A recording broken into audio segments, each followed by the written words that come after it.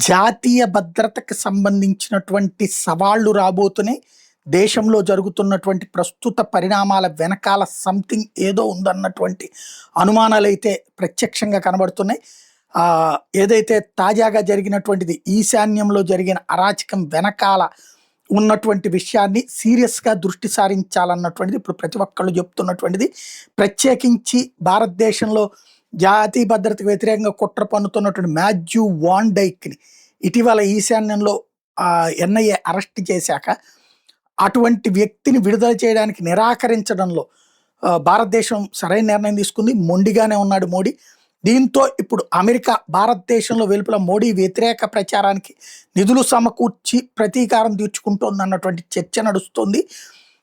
ఐక్యంగా నిలబడాల్సిన సమయం ఇప్పుడు. దేశం మీద కావాలని చెప్పి దేశం మీద కుట్రల పన్నుతో పర్టికులర్గా ఈశాన్య రాష్ట్రాలు మొక్కలు చేసేటటువంటి ఒక పెద్ద గేమ్కి పురుడు పోసుకున్నటువంటి సందర్భంలో మోడీకి వ్యతిరేక భావజాలాన్ని వ్యాప్తి చేయడానికి జరుగుతున్నటువంటి కుట్రలో ఇక్కడ విపక్షాలు ప్రత్యేకించి కాన్సన్ట్రేట్ చేస్తున్నాయి. వాళ్ళకి నిధులు అవసరం లేదు, వాళ్ళ తరపున ఆల్గారిథమ్స్కి డబ్బులు చెల్లించేది అమెరికా అనమాట.